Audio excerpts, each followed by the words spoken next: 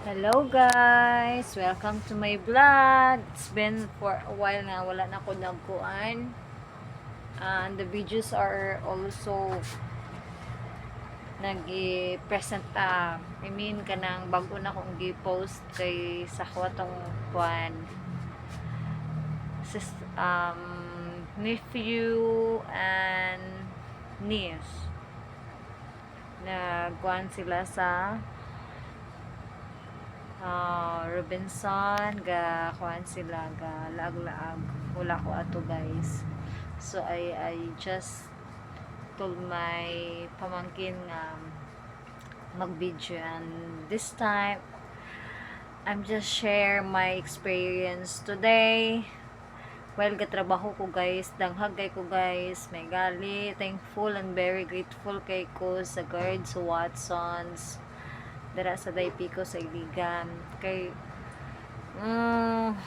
nalimutan na ako akong cellphone while getting some documents kay naman ko yung mga report na dapat na ako ilista. Then grabe akong gibilin na dito, yung pagkahuman public place beto siya kay tindahan. So dito pa jud ang kuananan sa entrance, so dali ra jud kay siya pudjut sa mga customers. Kumbaga kung magdinanghag jud ka, mawalaan jud kag cellphone. And I really love my cellphone kay nga tanan dito ang akong mga good memories. Kumbaga akong mga reporting tanan-tanan guys, jud dito guys.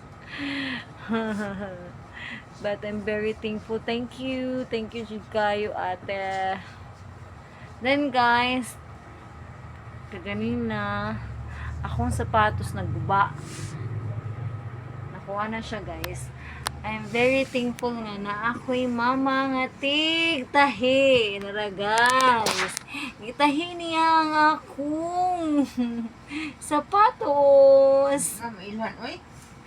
Thank you mother, I love you.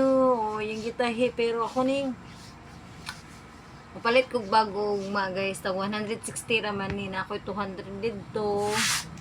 So mangita na lang ko kog kwarta. Palit sapato. Kadangog mo to guys, dako sweldo. Taon guys ako sweldo kanang pambayad na ako sa kuang kuan, sa kuang akong utang guys. Di siya super pala utang guys. Ni gamay raman, pero kulang pa ko ang kuan sweldo para panggastos na ko guys, kay expensive kay ko guys.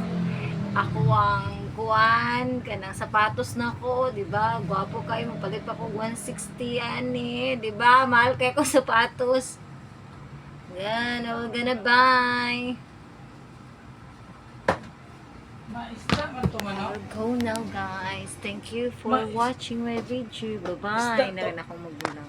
Isda tong nasa rep. Isda to bugna na lagi.